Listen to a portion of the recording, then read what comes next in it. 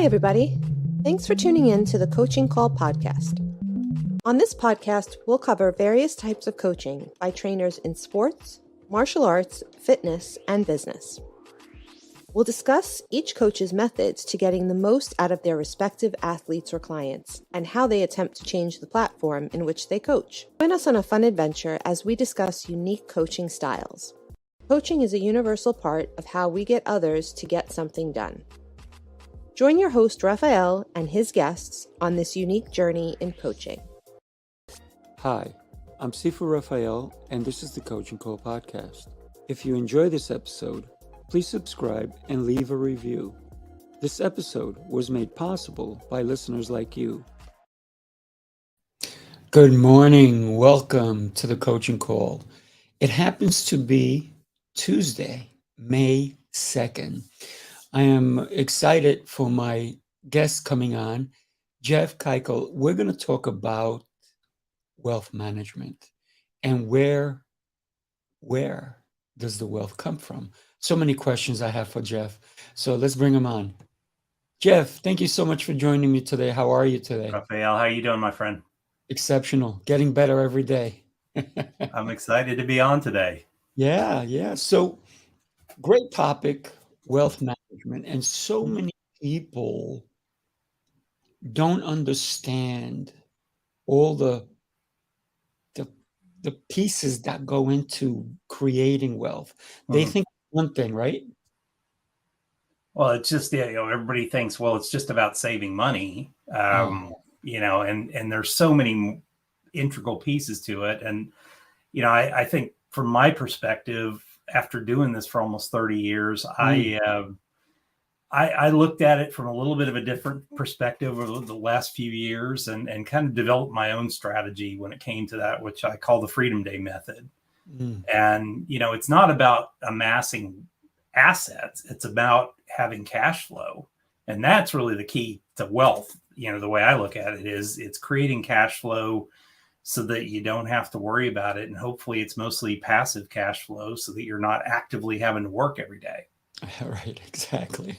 So one of the things that oh my gosh, my kids are now 22 and 18, but when they were babies, I literally started teaching them about wealth, how to develop it, and even how to have money to have fun. Yeah. And so we forget that part, don't we? And we also forget that we have to pay taxes sometimes.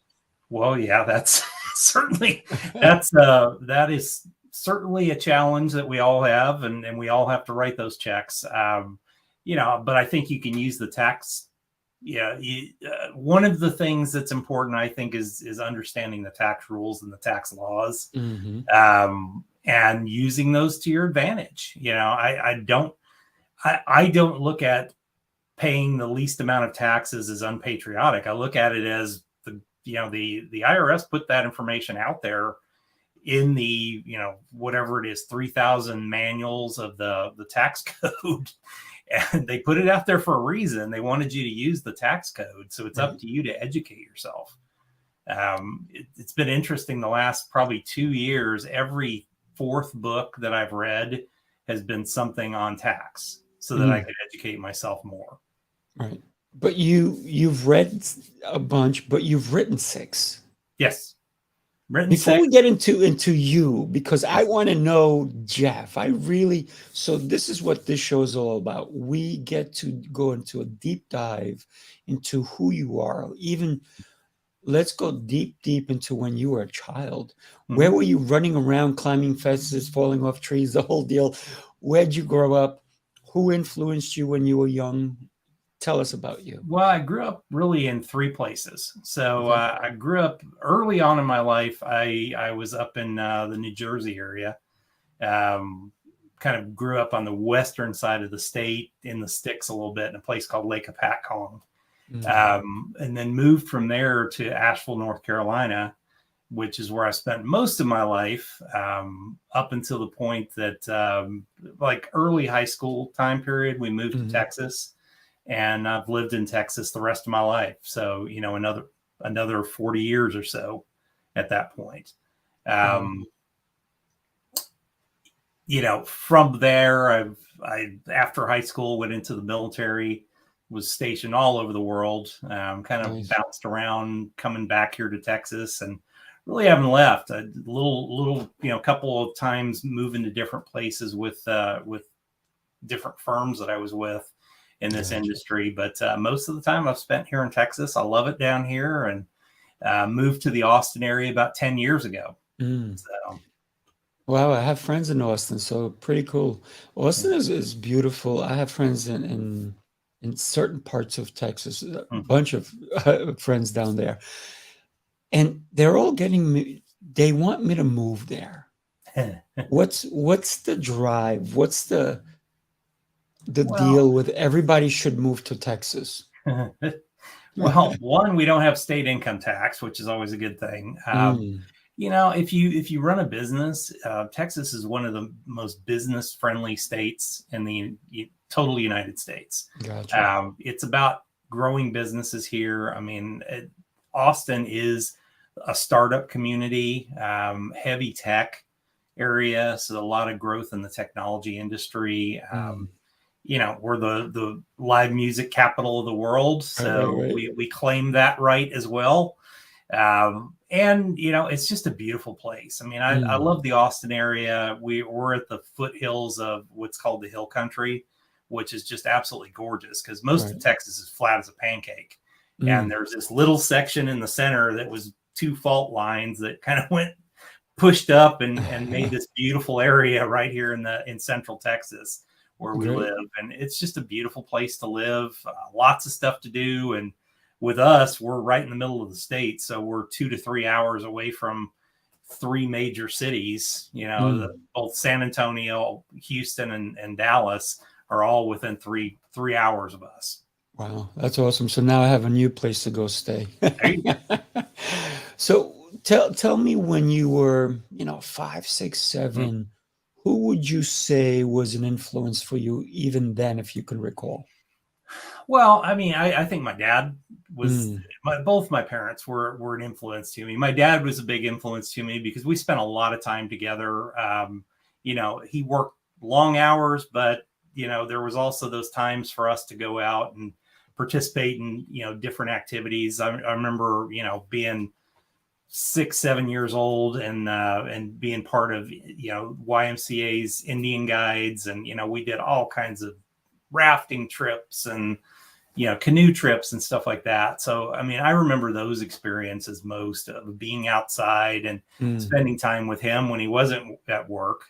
For me, it was kind of weird because I'm an only child and an only grandchild on top of it. So I was the only kid in the family. So I got kind of treated like a mini adult most of the time when we were around, my dad's family primarily.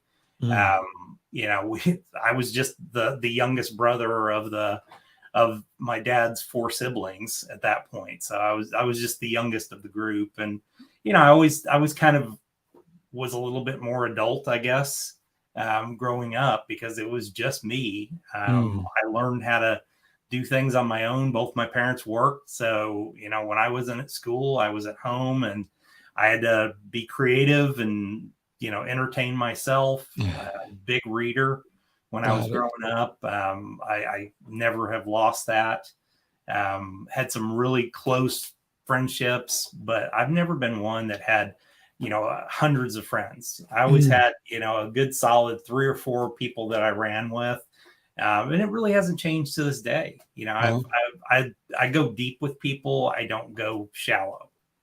I love that. And that's an important aspect when we think about connections, right? Because the people that you connect with, if you're connected on the shallow part, those break up really quick, right? But when I love what you said, I go deep with them because it's an investment in your time. It's an we're talking about investing today, right? So connections are part of that. Absolutely. So you talked about going into the military. What was the driving force for that? I remember gravitating towards the military, and it's interesting because there's only one of my family members that ever has been in the military. My uncle is in the Coast Guard. Nobody else in my family went into the military. But from a very, very young age, I loved everything. I read just incessantly. When I went to the library, I'm checking out, 6 or 7 books, and all of them had some kind of military connection. Been a huge military historian for most of my life. So, that was just, there wasn't a question for me when I got to be 17 and had the opportunity with my parents' approval to go into the military. That was what I wanted to do. It's what I thought that I was going to spend my career doing. And that changed after 5 years, or actually 6 years. It changed, but I knew for a fact I was going to be in the military without a doubt. Very cool. So what would you say if you had to say one lesson you learned? Just one. I know you learned so many, but what was that one lesson that you truly, truly learned in the military? Don't give up. Being an Army Ranger was the best training to be an entrepreneur that I've ever had. Just don't give up. It's too easy. People get into entrepreneurship and it gets hard. The first 12 months are awesome because, you're not making any money, but you're sitting there going, okay, I'm just going to have fun. I'm creating things and it's great. And then you hit 12 months, and that next 12 months from 12 to 24 is what I call the suck. And it's just, you're not making any money and it sucks and it's hard. And so many people give up. I mean, I've seen too many people. I own co-working spaces, and I've watched countless entrepreneurs give up at right around, 18 months because it got hard and they're not making money and they don't want to do it anymore and they just quit.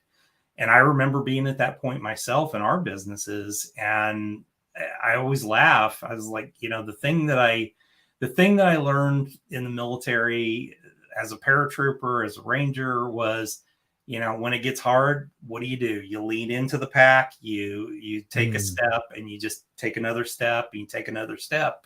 And that's how we did it. It's how we succeeded in all the businesses that I own, because at one point or another, we were in that situation, and it's always been just lean into it and take another step and you just keep taking steps until you get to where you want to be.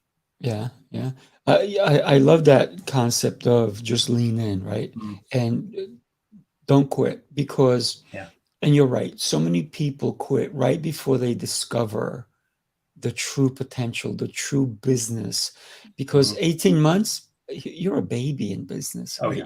You know nothing. And if you think you're barely even figuring out what you do for a living at that point. And, it's just too easy to give up. I've got a little cartoon that I have stuck right above my computer where it's got 2 guys and they're digging underground, and you can see a big pile of diamonds, and one guy turns around and gives up when there's like a little swath left that he would have gotten to the diamonds, and the other guy's just wailing away at it. And I use that as motivation every day.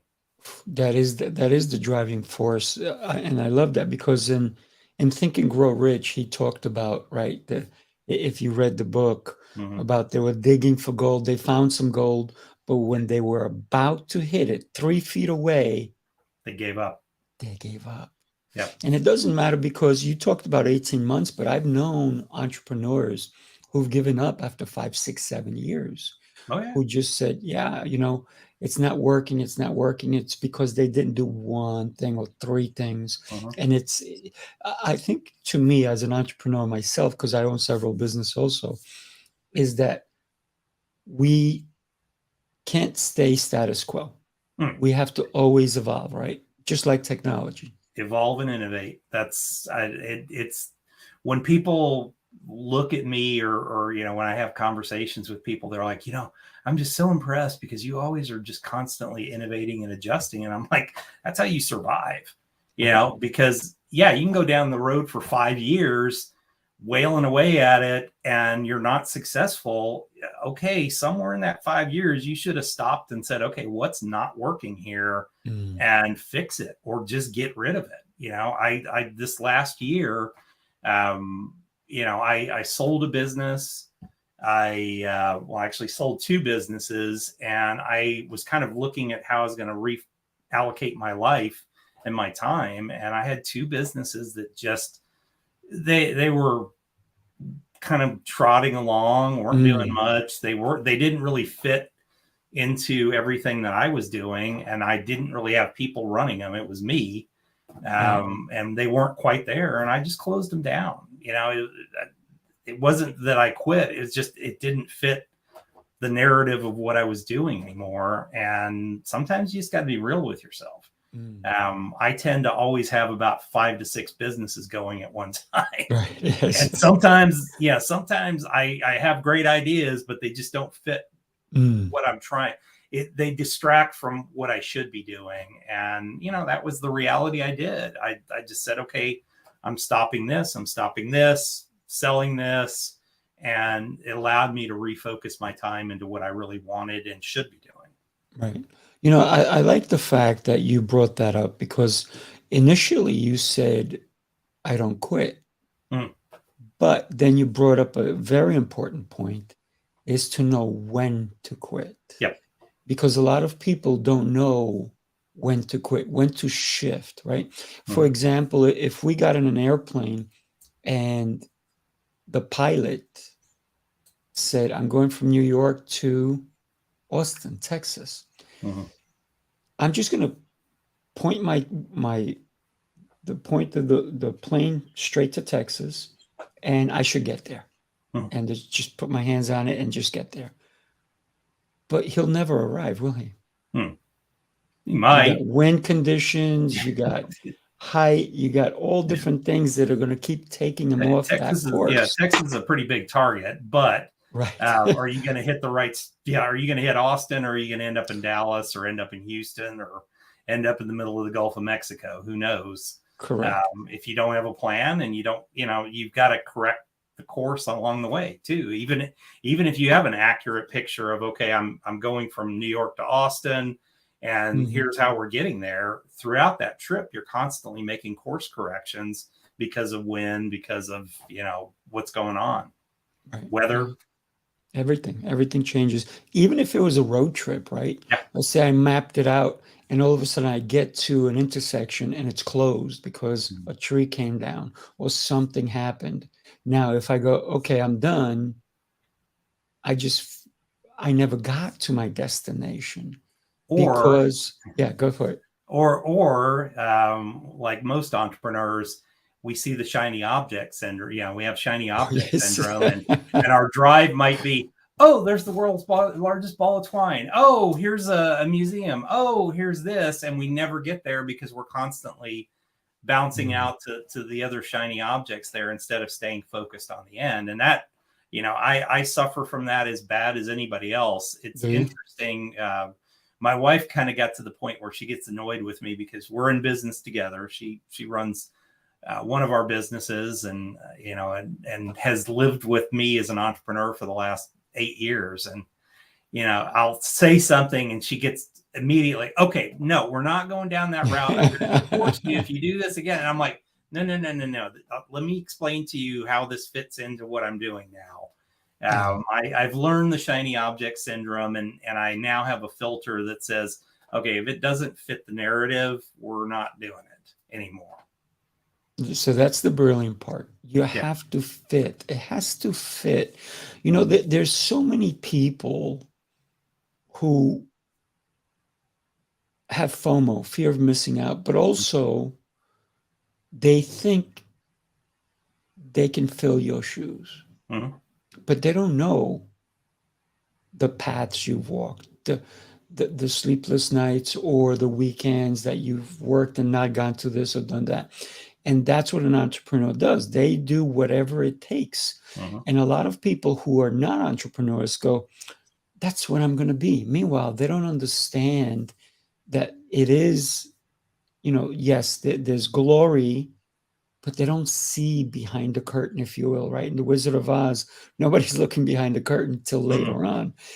And a lot of people should not, and I'm going to say it again, you and I probably both agree on this one, should not become an entrepreneur because they don't have the bones for it. They don't have the willpower for it, and they don't have the tenacity to pull it off. What are your thoughts on that? Well, I mean, I becoming an entrepreneur, what I term as an entrepreneur, an entrepreneur runs businesses. I think, and one of the things that I encourage people to do in our in what I call the Freedom Day method, it's part of the upcoming book I have coming out. Nice. Is encouraging people to look at alternative sources of income. So, you might have a job, but you have knowledge, you have things that you enjoy, hobbies, things like that. I want to retrain people's brains to think about, okay, how do I take the knowledge in my head and turn it into some kind of an alternative income source? And we do that in little small segments. So not, okay, you're going to quit your job and you're going to become an entrepreneur, but right. I want you to start thinking about, instead of, I can't afford this, I want you to think about, how can I afford this? I want you to retrain your brain to say, how can I afford this?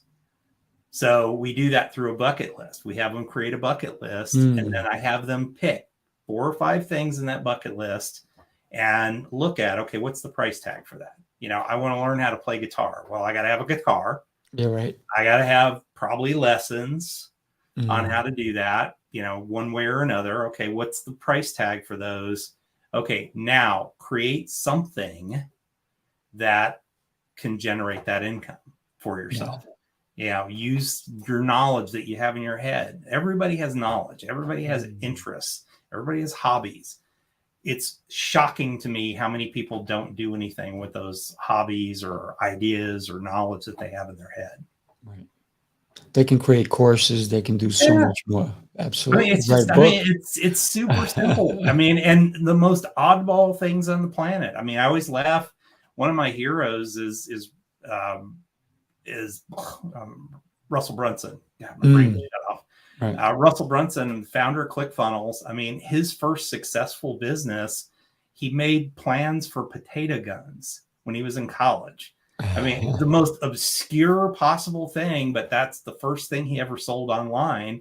Why? Because he and his buddies built potato guns, and they were like, hey, how can we take this and turn it into something where we make money from it? And, that led to a hundreds of millions dollar business starting with potato guns. Right. Because they did something they were already doing. Yeah. And they were college athletes, and they started it because they couldn't afford to go on spring break. They were, there was 2 of them that were married in college, and they were looking for a way to make money, and took what they were playing around with on a spring break and turned it into a business that, made $100,000 or made 6 figures before he had even left college. Yeah.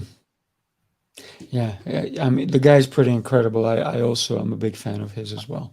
And it's very interesting when you can see where he started, especially with his speaking engagements, because if you see his early on, they were awful. It was but he admits it. And that's that's one of his gimmicks, to say, hey, look, if I can do it, you can do it. So the reason I said not everyone should be an entrepreneur is because they don't do the research first. Yeah. They don't do their due diligence. That's the only reason I say it, because I agree. Everybody has potential, and everybody has something they can offer. But if you don't find the way or the means to offer it, the know-how on how to even ask for help, even hire a coach, right? Because everybody thinks that an entrepreneur does it all. Yeah. A smart entrepreneur doesn't do it all.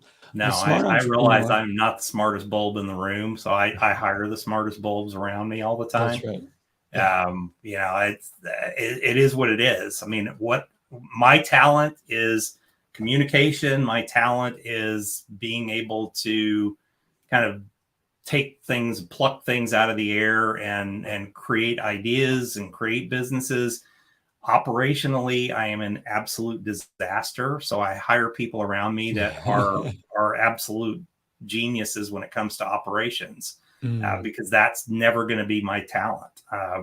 And rightfully so, because I suck at it. So, that's what you have to understand. I think more than anything that, one, being an entrepreneur is not a get rich quick scheme. There is no such thing. I am an overnight, 8-year entrepreneur success. Right. And there was about 7 of those years that were pretty tough. And year 8 finally became something where, okay, I was able to monetize all the work that I had done through selling a business. And that was awesome. And it's great. Am I over? No, I'm 55 years old. There's a lot left in me. And I'm rebuilding new businesses. The beauty of it is, though, once you learn how to make money, it's actually pretty easy. Once you understand the process and how to build a business, it gets easier and easier every time. So I'm in the midst of what I consider 3 startups right now that I've started again, and a rebuild of another business that I've had, really my first business. And, it's fun. It's frustrating this time. It's not, I will say it's not fun to me. It's frustrating to me because I know where I want to be, and I'm just not there yet. And I'm looking at this going, okay, it's got to go faster, but you just got to put in your time too. Thinking about putting in the time. Let's go ahead and start talking about, the subject that we both love is wealth management. How do we manage, once we are established in a business, how do we manage that in order to keep, because there's a lot of entrepreneurs who maybe they're making, $10 million a year, but they owe $11 million a year. So, so there's the problem. So when we consider wealth management, and the word management is the real key to everything, because even if you only make $100,000 a year, if you can keep 70, you're in the plus. But if you're making 100 and you spend 120, you're not managing. So it doesn't matter what the number is. It's the management that really comes into focus, right? Well, and I think for business owners, it's even more complicated than that, because, most business owners, so, your average business owner gets into business, and I kind of lay it out as 2 types of business owners. So one business owner is what I call a legacy business owner, and one is a lifestyle business owner. Lifestyle business owner, they're really focused on the cash out. They're looking at, all right, at some point in time, I'm done and I want to cash out of this business. The legacy builder, they're looking at, well, okay, I've got this group of employees, or I've got this family that I want to pass this on to, and I want to make sure that those people are good stewards of it so that they can help the next generation. So, you've got those 2 mindsets to begin with. And then you start to look at the lifestyle business owner, which about 90% of business owners are lifestyle business owners. They're solopreneurs, or they have small businesses. They could give a rat's about what legacy happens to the business afterwards. They just want to get to the end and they want to be done. Well, some, and I God love them. I talk to them all the time, and they're, the biggest thing is, well, I don't really want to hire employees because I don't want to have to manage employees. Well, then that means you own a job. You just went from working for somebody else to working for the most evil business owner that you've ever worked for, which is yourself, which I was that person. Trust me. I was the worst boss I've ever had in my life. And I've had some doozies in that time period, but I was seriously the worst boss I've ever had. And it wasn't until, honestly, it was COVID that helped me, because prior to COVID, I was working, I had 7 businesses going. I was working on average. I'd get up at 6 o'clock in the morning, start work, get to the office maybe around 8 o'clock. I'd stay there until 6, come home, have dinner, wash the dishes, sit down in front of the TV with my computer, and I would work again until 10 or 11 o'clock at night. Get up, rinse and repeat 5 days a week. On the weekends, I would spend most of the day working Saturday and Sunday. So I was working 70, 80-hour work weeks because I had to, I had all this work to get done. Right. And I made myself do all this work. And it wasn't until COVID hit and things slowed down, and I owned a physical location. So I owned 3 physical locations where people had to come into, and people weren't coming in.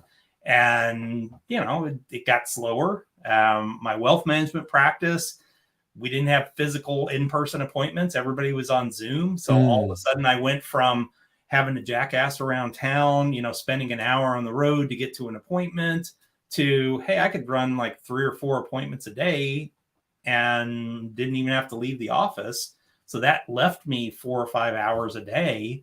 So I started coming in at 9, going home at 4, taking Fridays off, and life got good. And I realized that there was life outside of work. Right. And as things sped back up and got back going, I realized I don't want to go back to what I was doing. I don't like that life. I hated that life. I wanted to spend time outside of work. I wanted to come home at 4 o'clock in the afternoon. And I started to have to figure out ways to do that. And one of the biggest was, all right, I have a team of people that work for me. I need to be using them. That's right. And started to transfer a lot of the low value work for me, high value for the business, low value work for me, to members of my team and give them the responsibility for it so that I could do the things that were the most important in the business. I'm the best salesperson in the business and all of my businesses. And even that, I'm slowly transitioning some of that off. I most definitely am the one who comes up with the ideas. That is my superpower, is really being able to come up with new ideas, adjust the business. That's what I need to spend more time doing. Personal one-to-one connection with clients. In some cases, even that is slowly kind of shifting gears a little bit because there's only one me. Right. And I'm the limits of my businesses. So I have to find ways to be more scalable. I'll give you an example, the wealth management practice, my new wealth management practice. I came to the realization that I can't, I'm not going to be able to work with everybody. As I launched the Freedom Day book, that's going to be launched to basically a worldwide audience. And there's no way on earth that I can be the guy that can help all of them. So I've got to create things like courses, mastermind groups, things like that, where I can be more of a one-to-many than just a one-to-one. Yeah. When you think about everything that you just said, it sounds to me like you need a bunch of Jeffs running around. No, God, no. No. Not in the negative way, in the positive way, thinking of you have to clone yourself so that if you're the only one who's making the sale, there's only you. That means that there's potential clients who will never get your service because it's just you.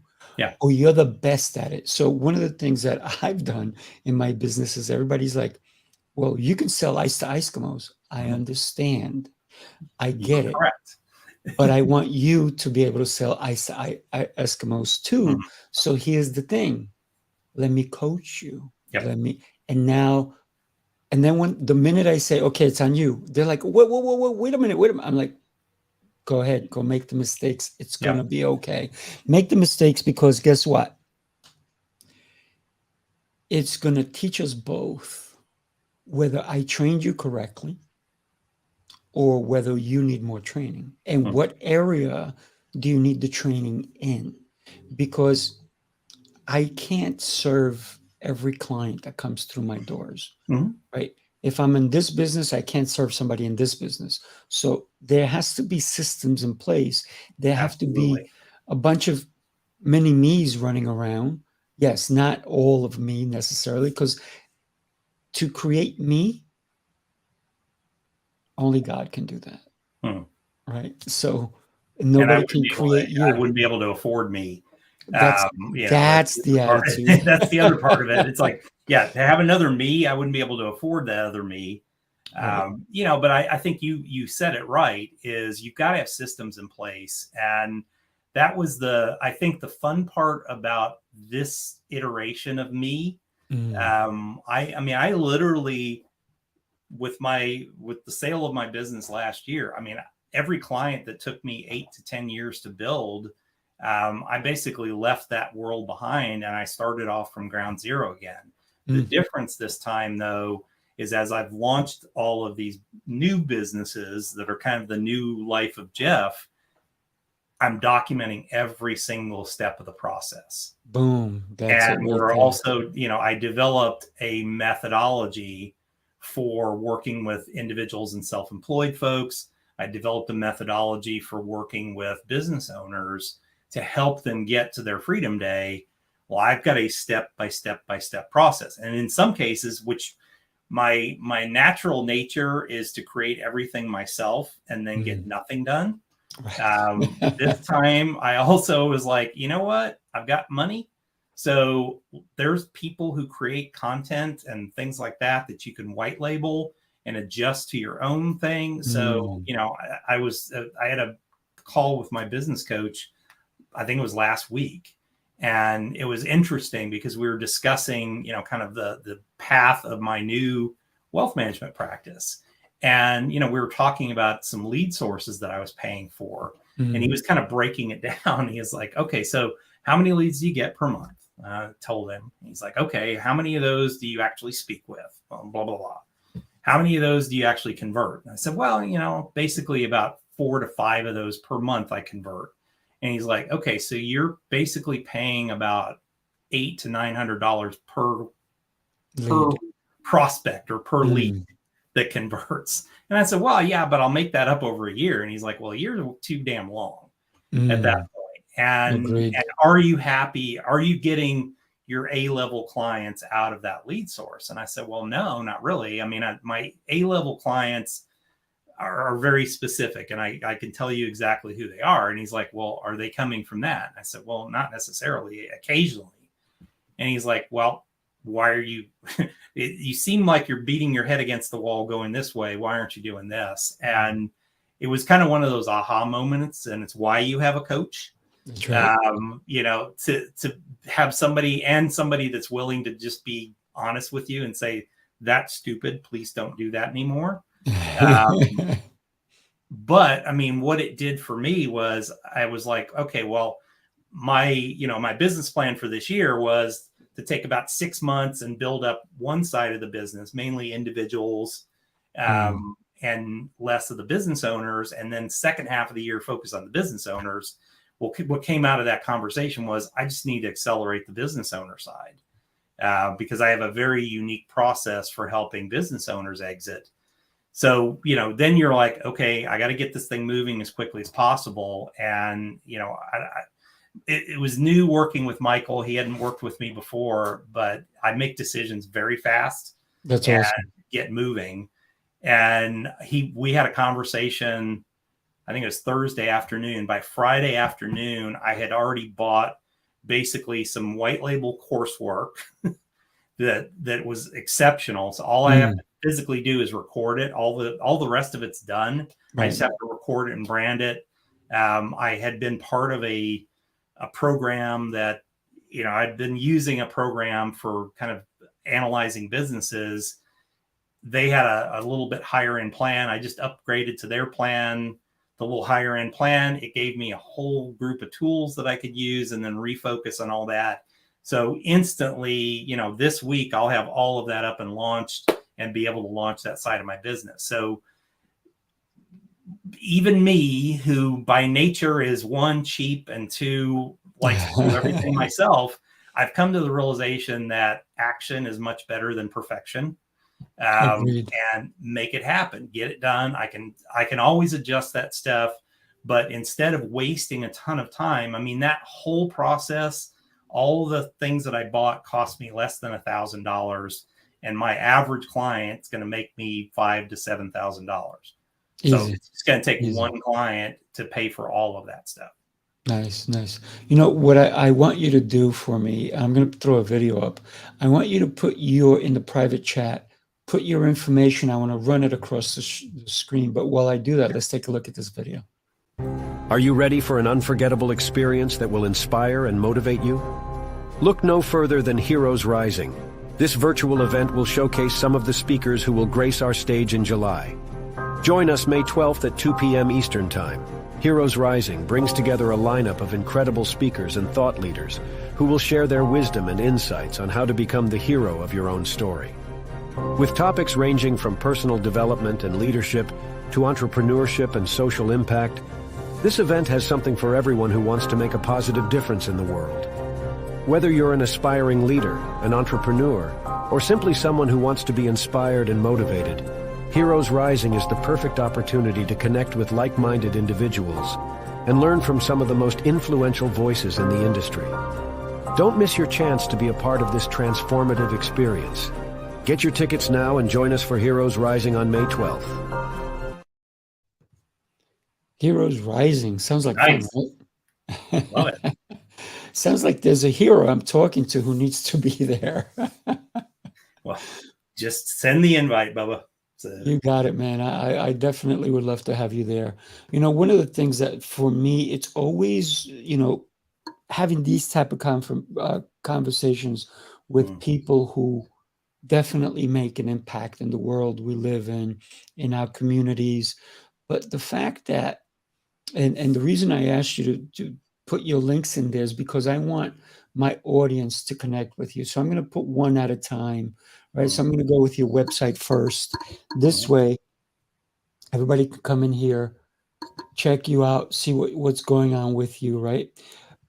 What can someone expect when they come and start talking with you? What is one of the things that really you're looking for? So 2 questions, actually. What are they going to get when they come to look at you? And what are you looking for in a client? Well, so, I mean, what do they get from me? I would say, you know, especially at jeffkikel.com, that's kind of that is all that is me. All the parts of me that are out there, you know, whether it is the podcasts and the YouTube channels, that's really informational. You know, they're going to go out there and they're going to find that I share a lot of what I've done right and what I've done wrong. And I'm trying to help people get to the point where they reach what I call Freedom Day. I do not use the term retirement anymore. I think it has a negative connotation and it has an ending to it. And I don't like that. I call it Freedom Day for a reason. It's the first day you wake up and you don't have to go to work. You have a work optional lifestyle. At that point, that could be 2 years from now, could be a year from now, could be 20 years from now. The object is to get there as quickly as possible, and not necessarily quit your job if you don't want to, but you need to have enough cash flow to be able to do that. So that, you know, from a client standpoint, I really honestly like working with people that are willing to kind of look at life a different way. You know, if you are the, you know what, I'm going to work for the next 40 years. I'm going to save whatever I can. You know, I'm going to downsize my house, have one car, wear black socks and sandals, and take one cruise per year. Ain't your guy. If you love your lifestyle today and you want even more, if you want to get to Freedom Day faster than 40 years, I'm your guy. And it's either read the book that's coming out in 6 weeks. It's listen to the podcast. Certainly you can work with me directly. I have a limited amount of people I can work with on that basis. But, you know, I really am looking for clients that want something different from everybody, that want to be different and want to have something different than everybody else that's out there. Yeah. So what's wrong with people with black socks? And I'm just kidding. Yeah. But so I love the fact that, and I agree with you 100%, because the word retirement for me means giving up my passion. Because, and I always say this to everybody, when I grow up, I promise I'm going to get a job. Yeah. But meanwhile, I'm just going to keep having fun. So there is no retirement for me, because I found my freedom very, very early on. And I'm so happy that you're teaching this to people who don't realize that, yeah, you know what? Maybe I am at a job for 20 years or 30 years. I need to retire. But it's not about sitting at home, or because when people say I'm going to retire and play golf, you can't play golf, 365 days a year, or even, like Monday through Friday for a year. That's not realistic. So we need to be realistic. What are you going to do? Let's say you retire. What are you going to do to have that fulfillment? Maybe you're well off. Maybe you don't need the money, and it's not about that freedom, right? It's not the freedom from the bills, right? Because they'll always come. But if you have the ease of, who cares about the bills because I have so much money, but it's also the freedom to live the life that you want to live. Right? Yeah. That's what you're talking about. And when you want, I mean, I best example is today. I mean, I sold a business, so I have money. I have an income stream that comes in. And if I got up every morning and said, screw it, I don't want to do anything today, I could do that. Yeah. It's just not how I'm wired. I'm not going to do that. I find building businesses fun. And I do have a passion for helping others find that freedom, because I spent 25 years of my career basically sitting in a cubicle, although sometimes it was a nicer cubicle or a nicer office, but I sat in that cubicle and dived just a little bit every day. And didn't take the chances, didn't start the businesses that I knew I wanted. I started 7 businesses that failed before I had my first successful one. And mainly it was because I just wasn't committed. Right. I mean, I always had a great paycheck, and I'm like, it got hard. I don't want to do this anymore.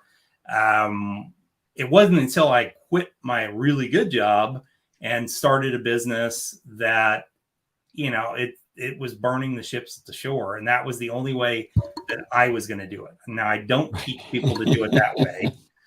It's a really stupid way to do it. But in my case, it was the only route for me, was to burn the ships at the shore and just say, okay, there is no going back at this point.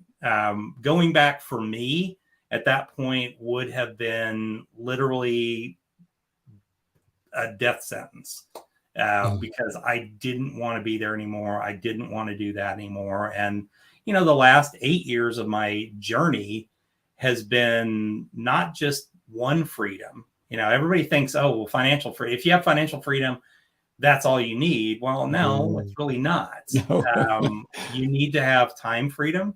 It's funny because the last question I ask on my podcast always is, what is your definition of freedom? And the most common answer that I get is to be able to do what I want when I want.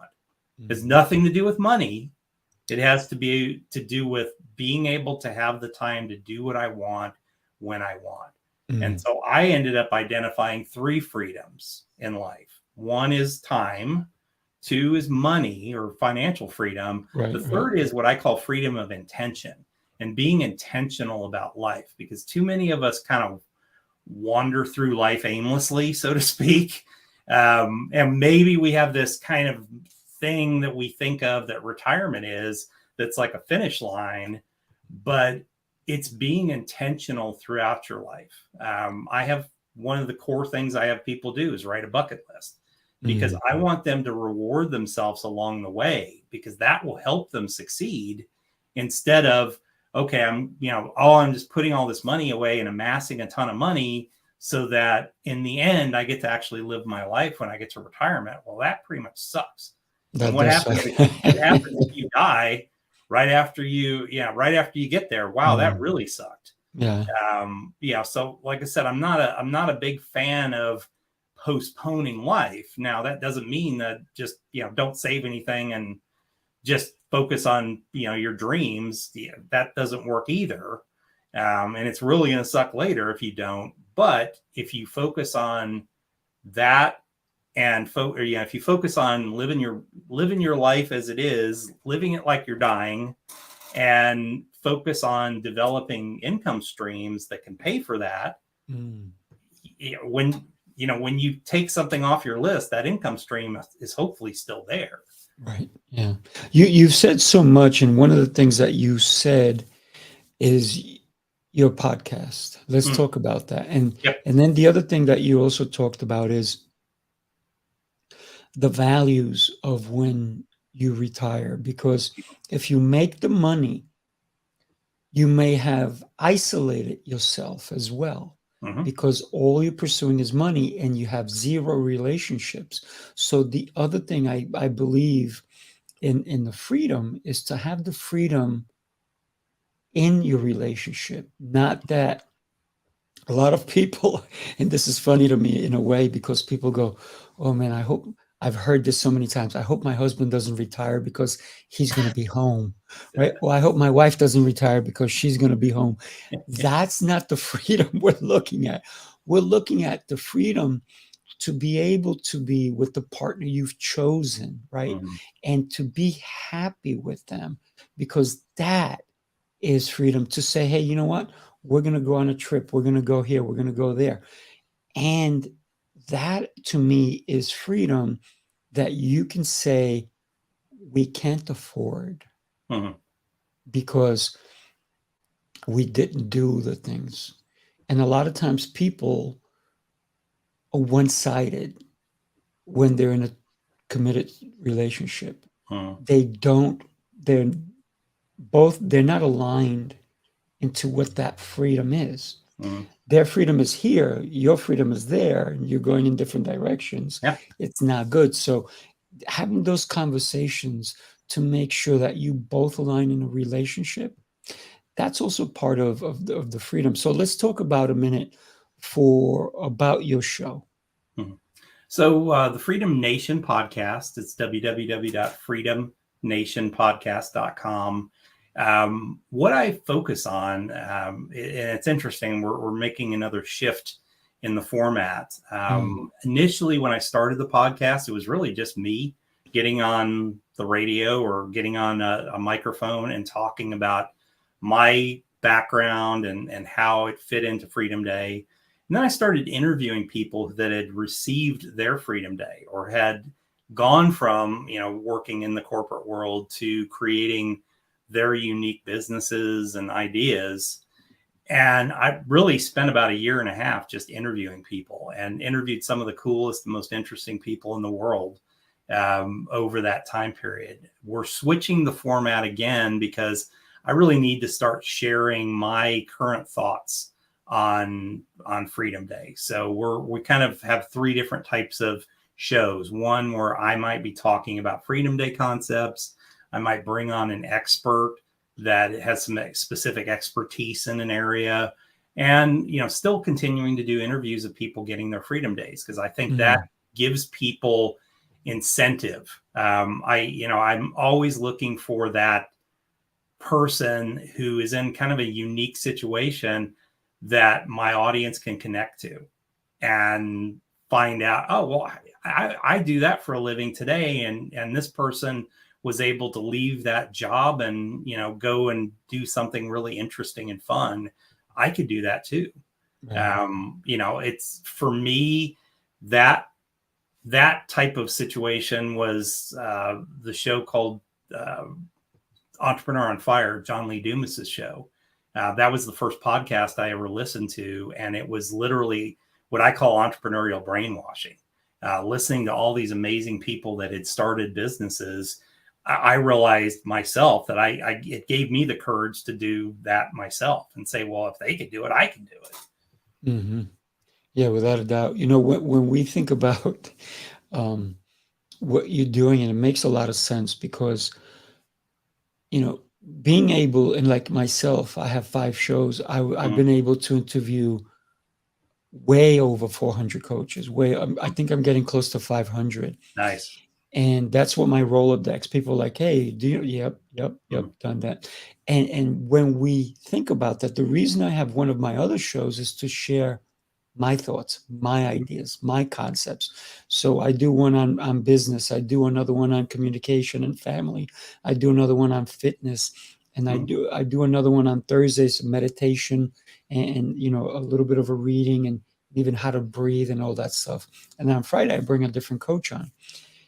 So when we think about the way we connect with people, I think connections, and you know this from talking to so many coaches yourself, Mhm. it's so important to have a connection. We started this conversation with the fact that you said you have about 4 people in your life, and that's how you've rolled all along, right? Yeah. And you talked about deep connections, not surface, Mhm. right? So with all the over 400 coaches I've had, I have surface connections with some of them. A Mhm. lot of them, boom, it's deeper, some are Yep. even deeper. So it's the depth of connections that we can establish. So what I want to talk to you now about is the different wealth establishments that we can create, Mhm. because there should be layers to our Absolutely. wealth. That's the only way to keep so much of it, right? Yeah. Well, I mean, you want to think of it as multiple streams of income. Mm, How can I create multiple streams of income? How can I take, a business? Let's say I'm a business owner and I create widgets. mhm. Well, what else can I do as a business owner to improve my situation? How can I improve my profitability in my company? Well, maybe I build widgets, but could I teach people how to build widgets? Right. Okay, that's another way. Can I coach people on how to build businesses or how to build widgets? Can I take my widgets and rebuild them into a different format and sell them as a different version of that? So it's thinking about those type of things, and it's the same thing in your own individual life. If you're trying to build wealth, don't just focus on, okay, well, I'm going to invest in my 401k and that's going to be it for me. No, I mean, there's real estate. I'm passionate about building businesses. That's not for everybody, but real estate can be. And there's, at least 20 different ways I can think to do real estate. And the excuse that I get from a lot of people, well, I just don't have that much money to do it. Once again, not that you don't have the money. How can you get the money?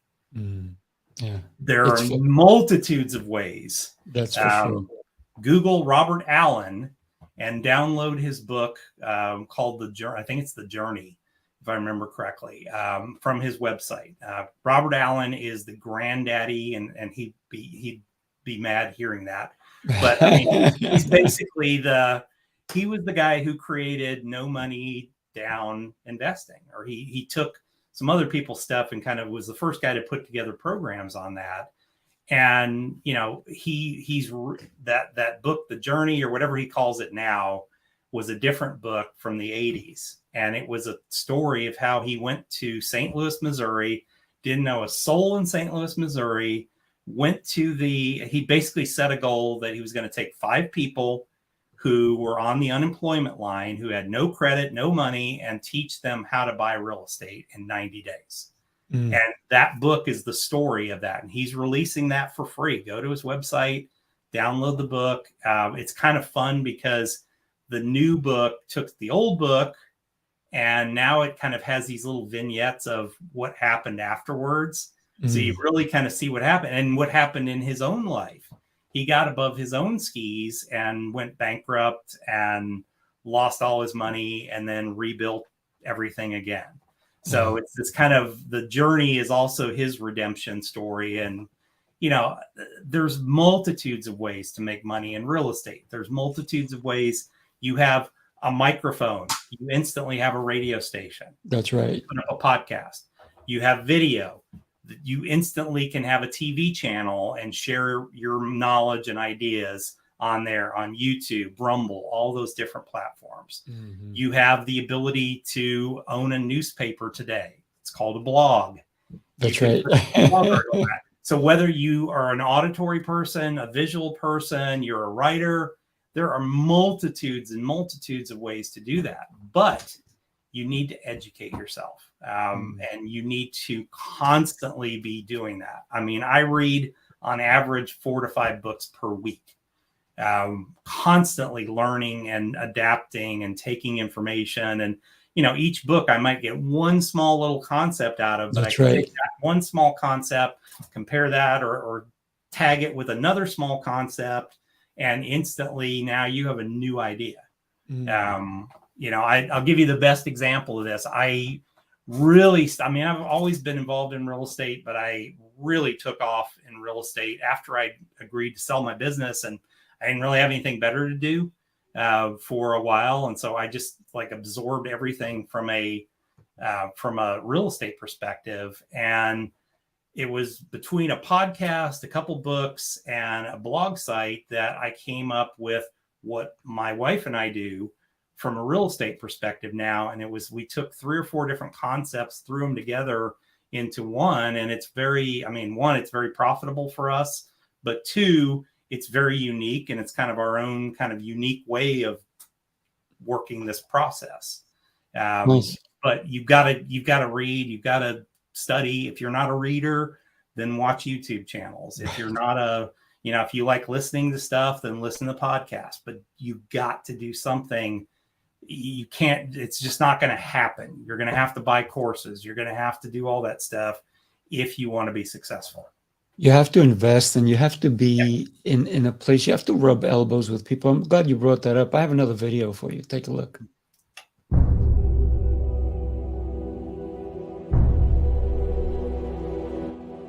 Heroes Rising Apex is the highly anticipated business event of the year. This gathering of industry leaders, entrepreneurs, authors, and visionaries promises to be a game-changing experience that will inspire, educate, and provide networking opportunities.